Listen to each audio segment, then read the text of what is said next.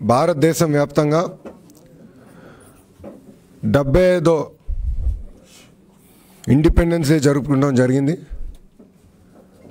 అదే రోజున ఆంధ్ర రాష్ట్రంలో ఒక దళిత మహిళ పైన అతి దారుణంగా దాడి జరిగి చంపేస్తాం జరిగింది. ఇది చాలా చాలా బాధాకరం. గతంలో వైకాపా నాయకులు గన్ను కన్నా ముందల జగన్ వస్తాడని చెప్తాం జరిగింది. ఈరోజు జగన్ లేడు, గన్ను లేని పరిస్థితి ఆంధ్ర రాష్ట్రంలో మనం చూస్తున్నాం. జరిగిన 12 గంటల తర్వాత జగన్ రెడ్డి స్పందిస్తాడు.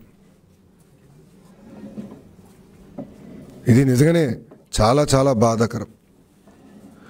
గతంలో వైజాగ్లో ఘటన జరిగినప్పుడు హడావుడిగా ప్రత్యేక హెలికాప్టర్లో ఆయన వైజాగ్కి వెళ్ళి అక్కడ ఎల్జీ పాలిమర్ సంస్థకి చెందిన యజమానంతో ఎయిర్పోర్ట్ లాంజ్లో కూర్చుని సంప్రదింపులు చేసి అక్కడ పెద్ద ఎత్తున ₹1,00,00,000 ఎక్స్గ్రేషియా ప్రకటించి తిరిగి వస్తాం జరిగింది. ఈరోజు ముఖ్యమంత్రి గారు నివసిస్తున్న తాడిపల్లి నుంచి కరెక్ట్గా గుంటూరు వెళ్ళేదానికి 40 నిమిషాలు పడుతుంది. ఒక దళిత చెల్లి పైన ఇంత దారుణంగా దాడి జరిగి హత్య జరిగినప్పుడు ముఖ్యమంత్రి గారు స్పందించే పరిస్థితుల్లో లేరు. కనీసం కుటుంబానికి ఫోన్ చేసి పరామర్శించే పరిస్థితులు లేదు. నిన్న హోంమంత్రి గారు మాట్లాడుతూ ఎవరిచ్చారు హక్కు మహిళల్ని చంపేదానికని ఆమంటారు. అంటే నవ్వాలా ఏడవాలా నాకు అర్థం అట్లా. తల్లి, మీ నాయకుడు జగన్ రెడ్డి ఆ హక్కు ఇచ్చాడు. ఈరోజు మీ నాయకుడు జగన్ రెడ్డి ఆ హక్కు ఇచ్చాడు. ఈరోజు సొంత ఇంట్లో ఉన్న చెల్లికి భద్రత లేదు. ఆయన నివసిస్తున్న తాడేపల్లిలో మహిళలకి భద్రత లేదు. ఆయన సొంత నియోజకవర్గం పులివెందుల్లో కూడా మహిళలకి భద్రత లేని పరిస్థితి ఈరోజు మనం ఆంధ్ర రాష్ట్రంలో చూస్తున్నాం. ముఖ్యమంత్రి గారి సొంత చెల్లి ఆంధ్ర రాష్ట్రంలో నాకు భద్రత లేదు, నాకు సెక్యూరిటీ ఇవ్వండి అని చెప్పే పరిస్థితికి వచ్చారంటే ఇంకా సామాన్య మహిళల పరిస్థితి ఎలా ఉందో మనందరం ఒక్కసారి ఆలోచించాలి. సొంత చెల్లికి న్యాయం చేయలేని వ్యక్తి ఇంకా ప్రజలకి ఏం న్యాయం చేస్తాడని సభాముఖంగా జగన్ రెడ్డిని నేను నిలదీస్తున్నా. ఆయన సొంత నియోజకవర్గం పులివెందుల్లో ఇట్లనే నాగమ్మ అన్న ఒక చెల్లిని అతి దారుణంగా చంపేస్తే 10 లక్షల రూపాయలు ఎక్స్గ్రేషియా ఇచ్చి చేతులు దులిపేసుకున్న వ్యక్తి ఈ జగన్ రెడ్డి. ఇంకో పక్కన కర్నూలు జిల్లాలో హజీరాని ఒక చెల్లి ఎల్లుండికి సంవత్సరం అవుతుంది ఆమెను చంపేసి. ఇప్పటికీ నిందితులపైన ఎలాంటి యాక్షన్ లేదు. అనంతపూర్ జిల్లాలో స్నేహలత, విజయవాడలో తేజస్విని, నర్సరావుపేటలో అనూష, గాజువాకలో వరలక్ష్మి, ఇట్లా చెప్పుకుంటా పోతే ఈ గన్ లేని జగన్ రెడ్డి ముఖ్యమంత్రి అయిన దగ్గర నుంచి మహిళలపైన దాడులు పెరిగినాయి. ఈరోజు రోడ్లపైన కత్తులు పట్టుకుని తిరుగుతున్నారు. ఇది చాలా చాలా బాధాకరం. ఈరోజు ఆంధ్ర రాష్ట్ర పరిస్థితికి ఎంత దిగజారిపోయిందంటే ప్రజలెళ్ళి మా ఇంట్లో నా ఆడపిల్లలకి రక్షణ లేదు కాపాడండి అని పోలీసులకు ఫిర్యాదు చేస్తే యాక్షన్ తీసుకునే పరిస్థితి లేదు.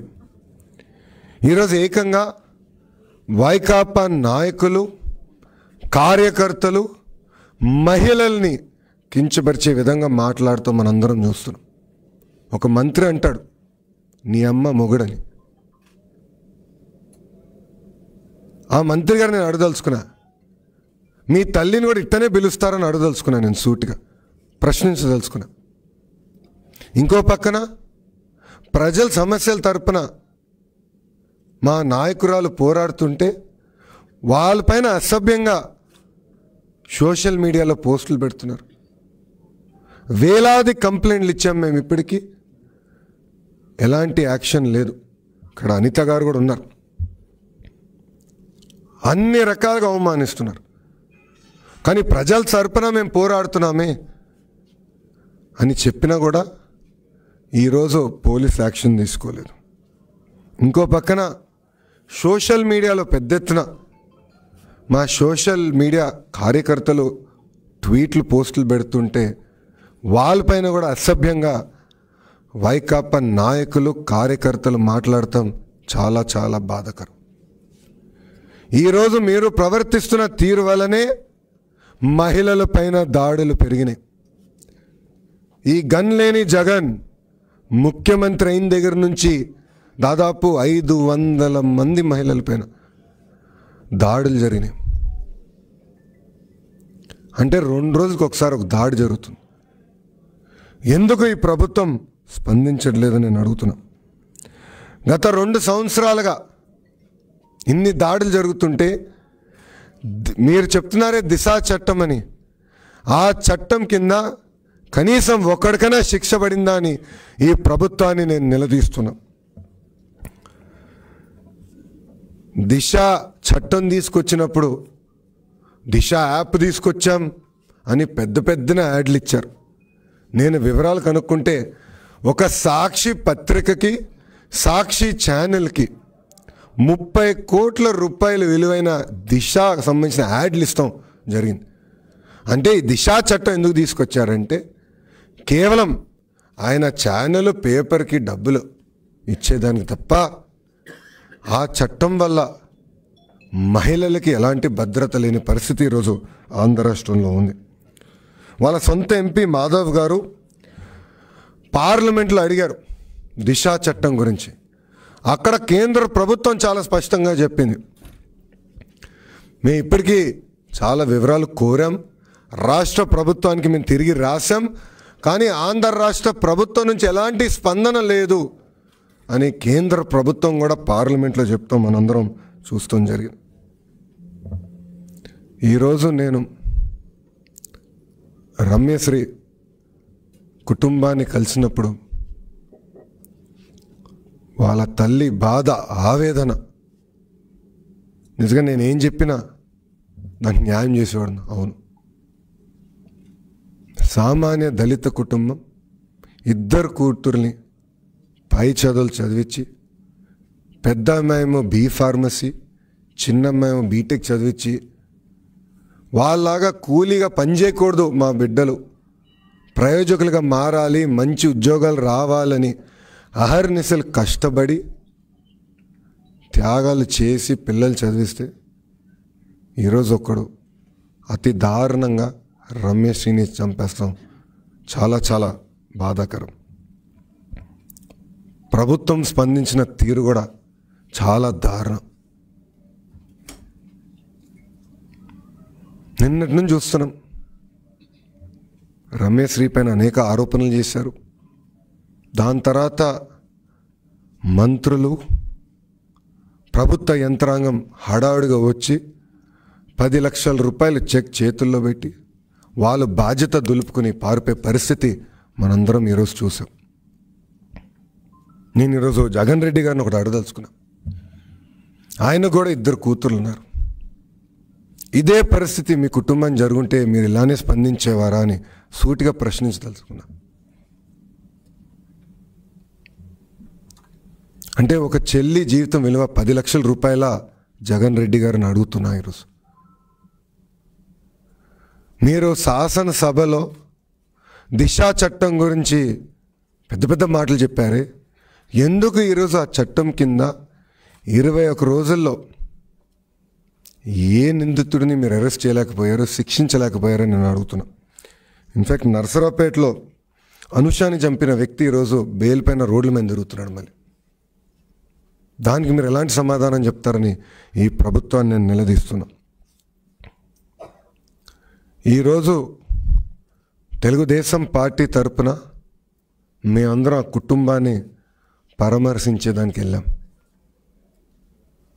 తల్లితో మాట్లాడడం, అక్కతో మాట్లాడడం, తండ్రితో మాట్లాడడం. వాళ్ళతో మాట్లాడిన తర్వాత మేము బయటకు వచ్చి మీడియా మిత్రుల్ని ప్రసంగిస్తూ నేను మాట్లాడే సమయంలో వైకాపా రౌడీలు వాళ్ళు వచ్చి అసభ్యంగా ప్రవర్తించి అక్కడున్న మా నాయకులపైన, నాయకురాలపైన దారుణంగా వ్యవహరించారు. బూతులు వాడారు. అయినా కూడా ఒక తెలుగుదేశం పార్టీ, క్రమశిక్షణ కలిగిన పార్టీ, మేమందరం ఒక పద్ధతి ప్రకారం నిలబడ్డాం. కానీ ఈరోజు పోలీస్ సోదరులు కూడా ఏకపక్షంగా వ్యవహరించి మా నాయకుల్ని అతి దారుణంగా లాక్కుని వెళ్తాం కూడా చాలా చాలా బాధాకరం. మాజీ శాసనసభ్యులు ఉన్నారు, మంత్రులు ఉన్నారు, వాళ్ళందరినీ కూడా మ్యాన్ హ్యాండ్లింగ్ చేసి ఎత్తుకెళ్ళిపోయారు. అంతేకాకుండా మా నాయకురాలను అయితే ఏకంగా పోలీసు ఈడ్చుకుని వెళ్తాం మనందరం ఈరోజు చూస్తాం కూడా జరిగింది. ఎందుకు ఇలాంటి పరిస్థితి వచ్చింది ఆంధ్ర రాష్ట్రంలో? ఎందుకు ఈ ప్రభుత్వం భయపడుతుందని నేను అడుగుతున్నా. వాస్తవాలు బయటికి వస్తే, ప్రజలకు తెలిస్తే 2 నిమిషాల్లో మీరు ఆంధ్ర రాష్ట్రాన్ని వదిలి పారిపోయే పరిస్థితి వస్తుందని భయపడుతున్నారని ఈ ప్రభుత్వాన్ని నేను అడుగుతున్నా. ఈరోజు నేను ఏ తప్పు చేశానని పొద్దున 11 నుంచి ఇప్పటికి 8:30 వరకు, సాయంత్రం 8:30 వరకు నన్ను అనేక పోలీస్ స్టేషన్లు మీరు తిప్పారని అడుగుతున్నా. అక్కడ నేను పోలీస్ సోదరులను అడిగా, ఎందుకు మీరు మమ్మల్ని తిప్పుతున్నారు, ఏ సెక్షన్ కింద మా పైన కేసులు పెట్టారంటే పోలీస్ సోదరులే దానికి సమాధానం చెప్పే పరిస్థితి లేదంటే ఇంకా ఎలాంటి పరిస్థితి ఆంధ్ర రాష్ట్రం ఉందో దయచేసి ప్రజలందరూ ఆలోచించాలి. ఈరోజు ప్రభుత్వానికి మేము 20 రోజులు సమయం ఇస్తున్నాం. మీరు చెప్పారు దిశ చట్టం అని. ఆ చట్టం కింద రమ్యశ్రీకి న్యాయం చేయండి. లేదంటే కరెక్ట్గా చెప్తున్నా, రాసుకోండి. 21 రోజు నాడు పెద్ద ఎత్తున మళ్ళీ మేము ఉద్యమిస్తాం, రోడ్లు ఎక్కుతాం. దొంగచాటుగా ఏదో చేయాలనుకుంటే చాలా పొరపాటు పడుతున్నారు. ఇట్లా 500 మంది మహిళల పైన దాడులు జరిగినప్పుడు వాళ్ళకు కూడా మీరు న్యాయం చేయలేకపోయారు. ఎస్, నేను వాళ్ళ కుటుంబాలని కలుస్తా, వాళ్ళకి నేను అండగా నిలబడతా. రేపు నేను కర్నూలు జిల్లా కూడా వెళ్తాం జరుగుతుంది. అక్కడ అఖిలపక్ష నాయకత్వంలో హజీరా కుటుంబాన్ని కూడా నేను కలుస్తాం జరుగుతుంది. ఎందుకంటే చెల్లిని చంపేసి ఎల్లుంటికి సంవత్సరం అవుతుంది. ఇప్పటికీ నిందితుల్ని పట్టుకునే పరిస్థితిలో ఈ ప్రభుత్వం లేదు. ఎస్, ఈ ప్రభుత్వం పైన మేము ఒత్తిడి తీసుకొస్తాం. నేను ఛాలెంజ్ చేస్తున్నా ఈ ప్రభుత్వానికి, నిజంగానే మీకు చిత్తశుద్ధి ఉంటే ఇప్పుడన్నా న్యాయం చేయాలని ఈ ప్రభుత్వాన్ని నేను డిమాండ్ చేస్తున్నాను. లేకపోతే రాబోయే రోజుల్లో తగిన మూల్యం మీరు చెల్లించబోతున్నారని వాళ్ళకి నేను హెచ్చరిక జారీ చేస్తూ, మీరు యాక్షన్ తీసుకోకపోతే, నిందితుడికి శిక్ష పడకపోతే, 20 రోజుల్లో శిక్ష పడకపోతే మళ్ళీ మీరు ఆంధ్ర రాష్ట్రంలోనే తిరిగే పరిస్థితి ఉండదని వైకాపా ప్రభుత్వానికి నేను ఒక హెచ్చరిక జారీ చేస్తూ, ఇప్పుడు మీడియా మిత్రులకి ఏమైనా ప్రశ్న ఉంటే దానికి నేను సమాధానం చెప్పేదానికి సిద్ధంగా ఉన్నా.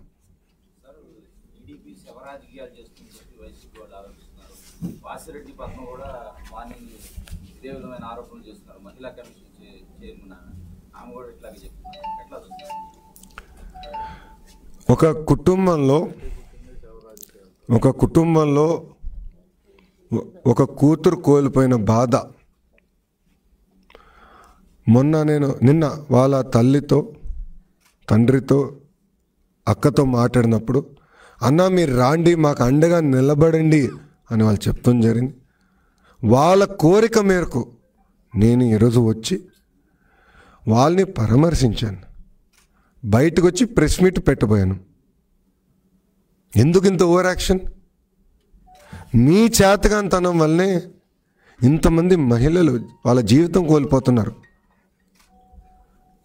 మీరు తరచూ తెలుగుదేశం పార్టీ నాయకులపైన దొంగ కేసులు ఎట్టబెట్టాలా, కార్యకర్తల్ని సోషల్ మీడియా పోస్ట్ పెట్టినందుకు కార్యకర్తలను ఎట్ట అరెస్ట్ చేయాలో దానిపైన పెట్టిన శ్రద్ధ, మహిళలపైన దాడి జరుగుతుందే ఈ దాడి వెనుకలు ఉన్న వాళ్ళని యుద్ధ ప్రాతిపదికంగా ఏదైతే దిశా చట్టం మీరు తీసుకొచ్చారో దాని ద్వారా శిక్షించుతాం, వాళ్ళని జైలుకు పంపిద్దాం అన్న ఆలోచన లేని పరిస్థితి వల్లనే ఈరోజు నేను రోడ్లు ఎక్కాను. వాళ్ళ తరపున మాట్లాడినోడిని అది పొరపాటు అవుతే ఎస్ శవరాజకీయమే. కుటుంబానికి అండగా నిలబడేదానికి ఎవరు ఆహ్వానం అవసరం. ఇంకొక తల్లికి జరగకూడదు ఈ అన్యాయం, ఇంకో తండ్రికి జరగకూడదు ఈ అన్యాయం, ఇంకొక అక్కకి జరగకూడదు ఈ అన్యాయం అనే ఆలోచనతో ఆ కుటుంబాన్ని పరామర్శించడానికి నేను వెళ్ళాను. ఇంకా అది కూడా రాజకీయం అంటే ఇది చాలా చాలా బాధాకరం. మీ చేతకంతనం వల్లనే ఇవన్నీ జరుగుతున్నాయి. మీరు కఠినంగా వివరించట్లేదు కనుక ఇవన్నీ జరుగుతున్నాయి. లేదంటే ఇంతమంది వాళ్ళ జీవితాలు కోల్పోయే పరిస్థితి ఉండేది కాదు. ఇప్పుడన్నా వాస్తవాలు తెలుసుకుని సరిగా స్పందించాలని ప్రభుత్వాన్ని నేను కోరుతున్నాను.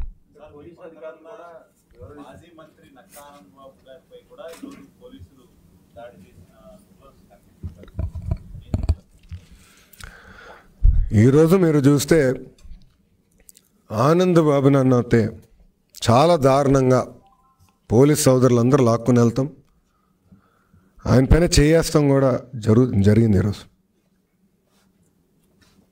ఆయన ఏం తప్పు చేశారని అడుగుతున్నా. ఆయనే కదా అందరిపైన పడింది. శ్రావణ్ గారి దగ్గర నుంచి తీసుకోండి, అందరినీ లాగారు. ఇంకో పక్కన ఇక్కడ దూల్పాల్ నరేంద్ర గారిపైన దాడి జరిగింది, అనిత గారిపైన దాడి జరిగింది, ఇక్కడున్న మా నాయకురాలు అందరిపైన దాడి జరిగింది, అందరిపైన దాడి జరిగింది. నజీర్ గారిపైన దాడి జరిగింది, మాణిక్యాలరావు గారిపైన దాడి జరిగింది, ఎంఎస్ రాజు గారిపైన దాడి జరిగింది. మేము ఏం తప్పు, ఆల్పాటి రాజా గారిపైన దాడి జరిగింది. మేము ఏం తప్పు చేసామని అక్కడ నిలబడింది మా తప్ప, కుటుంబానికి మేము అందగా నిలబడింది మా తప్ప అని అడుగుతున్నా. ఎందుకు ఇంత హైహ్యాండెడ్గా వివరించారు? ఈరోజు 151 కింద మమ్మల్ని అందరినీ డీటైన్ చేశారు, కానీ ఎందుకు వైకాపా ఎమ్మెల్యేని ఎమ్మెల్సీని డీటైన్ చేయలేదని ఈ ప్రభుత్వాన్ని నేను అడుగుతున్నా. డీజీపీ నేను అడుగుతున్నా, వాళ్ళు అక్కడ ఉన్నారే, వాళ్ళ మనుషులు అయితే ఏకంగా వచ్చి మా సెక్యూరిటీ సిబ్బంది మీద దాడి చేశారు, వాళ్ళని కొడతాం కూడా జరిగింది. మళ్ళీ వాళ్ళని ఎందుకు మీరు 151 కింద తీసుకెళ్ళా? ఏం తప్పు చేయని వాళ్ళం కుటుంబానికి అండగా నిలబడడానికి వస్తే మా పైన దాడి చేస్తారా? ఇది చాలా చాలా బాధాకరం. ఎస్, తప్పనిసరిగా మేము కోర్టులో కూడా కేసేస్తాం. ఎవరైతే రాజారెడ్డి రాజ్యాంగం ఆంధ్ర రాష్ట్రం అమలు చేస్తున్నారో వాళ్ళని ఎట్టి పరిస్థితుల్లో వదిలిపెట్టేది లేదని కూడా వాళ్ళకి నేను హెచ్చరిక జారీ చేస్తున్నాను.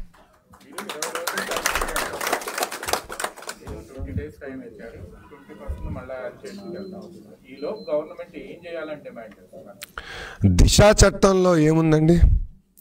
21 రోజుల్లో ఒక మహిళ పైన ఎవరైనా దాడి చేసినా, హత్య చేసినా ఎట్టి పరిస్థితుల్లో 21 రోజుల్లో శిక్ష పడే విధంగా నేను చేస్తానని ఆనాడు శాసనసభలో చెప్పింది ఎవరు? ఇదే జగన్, గన్ లేని జగన్ చెప్పాడు. అదే అడుగుతున్నా నేను. ఇప్పుడు కొన్ని పేర్లు చదివా, వాళ్ళందరికీ న్యాయం జరగలేదు. ఇదొక రమ్యశ్రీ ఇష్యూయే కాదు, దాదాపు 500 మంది మహిళల పైన ఇట్లా దాడులు జరిగినాయి. వాళ్ళొక్కరికి న్యాయం చేయలేని వ్యక్తి ఈ జగన్. అందుకే సవాల్ ఇస్తున్నా.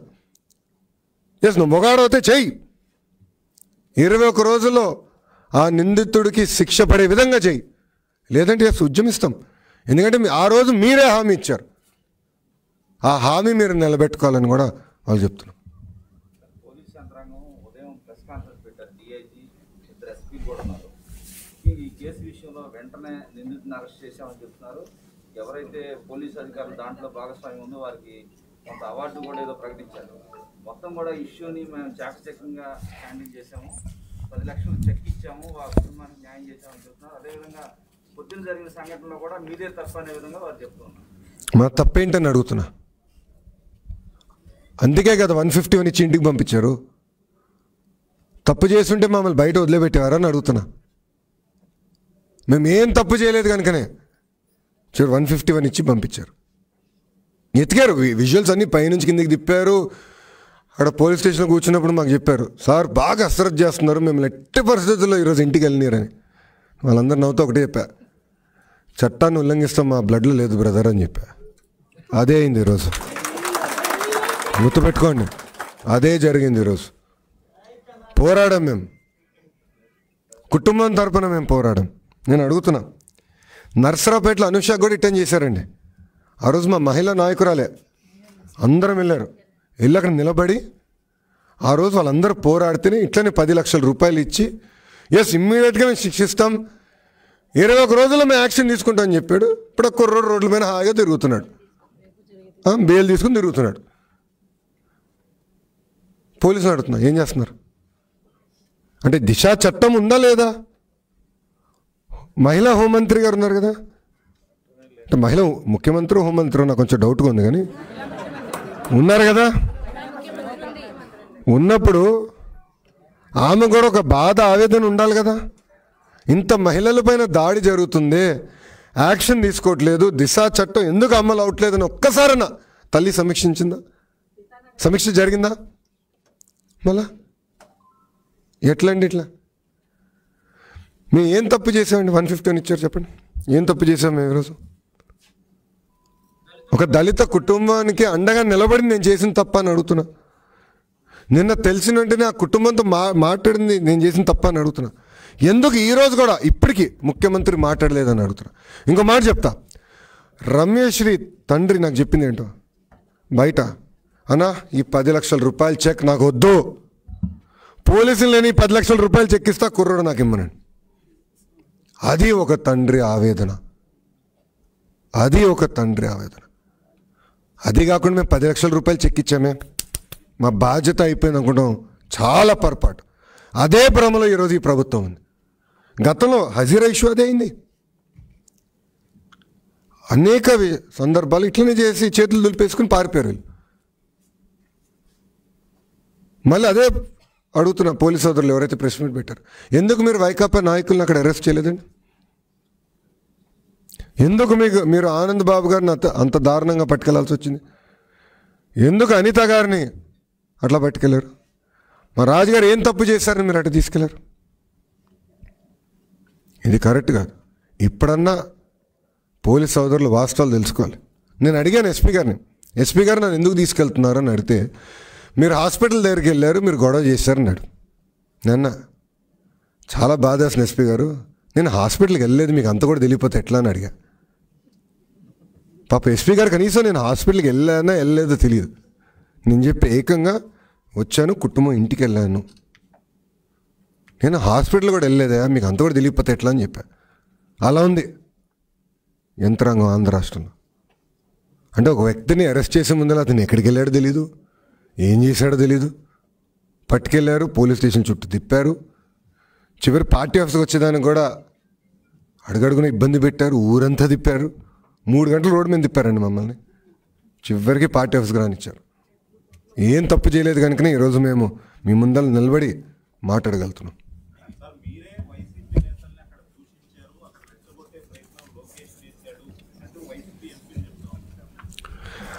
గన్ లేని జగన్ అంటాం, రెచ్చగొడతాం అయితే రెచ్చగొట్టానండి, డన్. సొంత చెల్లికి న్యాయం చేయలేదు జగన్ అని నేను చెప్పాను, అది కొడతాం అయితే రెచ్చగొట్టాను. నేను మీకు చెప్పింది అక్కడ చెప్పాను. ఆ గొడవలో ఎమ్మెల్యే గారు ఎవరో తెలియదు, నాకు ఎమ్మెల్సీ గారు ఎవరో తెలియదు, వచ్చారని మా పెద్దల నాయకులు చెప్పారు, నాకు అంతవరకే తెలుసు. వాళ్ళు ఎవరో తెలియదు నాకు, వాళ్ళు వచ్చారు. ఇప్పుడు మీరు మీడియా మిత్రులు మీరు అందరూ ఉన్నారు, 2 ఛానల్స్ కెమెరాలు కూడా పగిలినాయి, మీడియా మిత్రుల పైన కూడా దాడి జరిగింది ఈరోజు. నేను చేయించానా దాడి? మీడియాలో నడుతున్నా, నేను చేయించానన్నా మీ పైన దాడి? ఇది మిమ్మల్ని నేను కొట్టించానా? ఎవరు కొట్టారు మీ అందరూ తెలుసు, ఎవరు అక్కడ రౌడీజం చేశారు మీ అందరూ తెలుసు. అందుకే ఇప్పుడన్నా వాస్తవాలు తెలుసుకుంటే బాగుంటుంది. బాడీ ఓన్ కెమెరాస్ పెట్టారు కదండి పోలీస్ సోదరులందరూ, పెద్ద పెద్ద కెమెరాలు పెట్టారు కదా చూసడానికి. నేను ఎక్కడ తప్పు చేశానో చెప్పమనండి, రుజువు చేయమనండి. కుటుంబానికి నేను అండగా నిలబడి చేసిన తప్ప అని అడుగుతున్నా. ఇప్పుడన్నా వాస్తవాలు తెలుసుకోవాల్సిన బాధ్యత ఈ అధికారుల పైన ఉంది. అంతేగాని రాజారెడ్డి రాజ్యాంగం అమలు చేస్తే 24లో మీరందరూ ఇంటికి వెళ్ళే పరిస్థితి వస్తుందని కూడా వాళ్ళకి విజ్ఞప్తి నేను చేస్తున్నాను.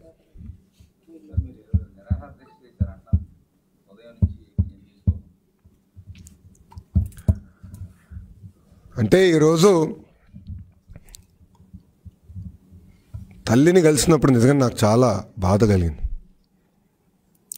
ఎందుకంటే ఆ తల్లి నాకు చెప్పిన మాట ఒకటే, నేను నా భర్త కూలి పని చేస్తూ రూపాయి జమ చేసి మా ఇద్దరు బిడ్డల్ని చదివించాం.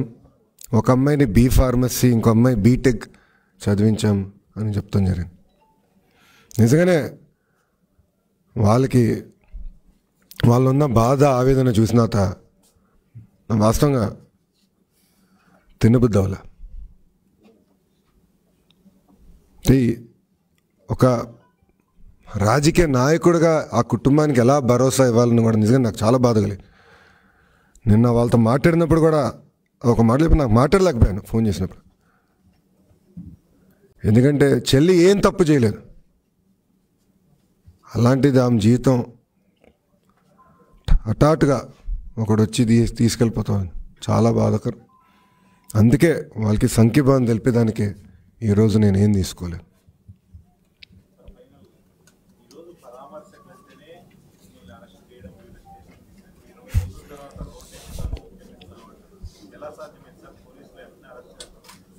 ఈరోజు మీరు చూస్తున్నారు కదా,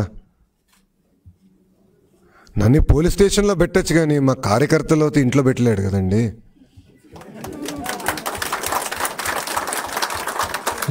ఈరోజు కార్యకర్తలు పెద్ద ఎత్తున రోడ్డుపైకి వచ్చారు.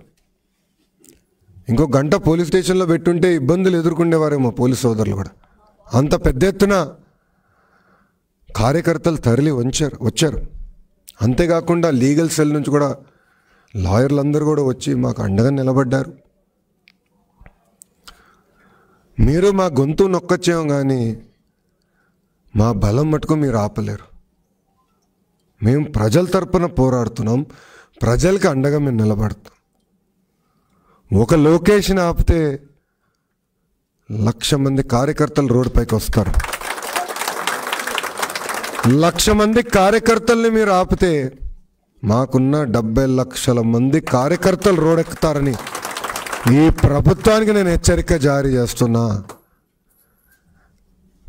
భయపడే బ్యాచ్ కాదండి తెలుగుదేశం పార్టీ. Be careful. మీరు ముందు అసలుది చూడబోతున్నారు.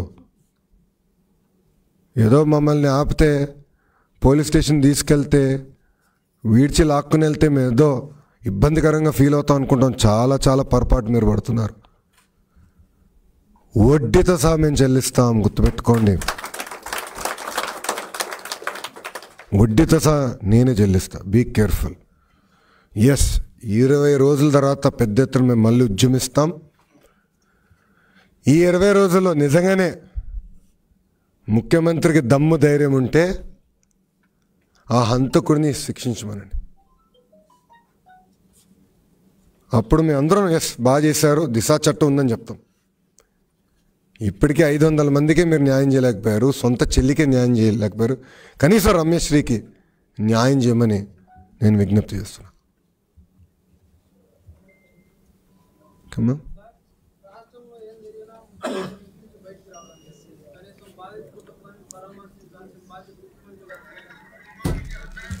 అమ్మ ఒక్క నిమిషం. ఏంటమ్మా?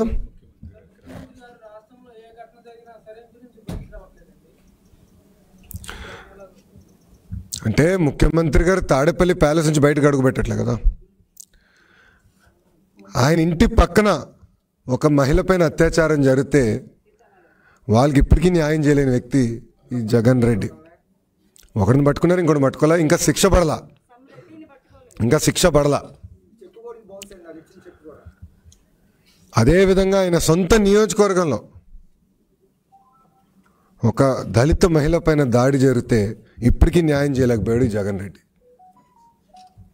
అని అనుకుంటున్నాడు పాదయాత్ర చేశాను కదా, ప్రతిసారి ప్రజల్ని మోసం చేయొచ్చులే, నా ముద్దులు బాగా గుర్తుంటే అనుకుంటున్నాడు ఆయన. అదే ఆలోచనలో ఉన్నట్టున్నాడు ఆయన. రోడ్డు మీద రమ్మని చెప్పండి, ప్రజలే తన్నేదట్టున్నారు. ఎప్పుడైనా ప్రజలే గుద్దేదట్టున్నారు. జాగ్రత్తగా ఉండమని చెప్పండి. ఓకేనా?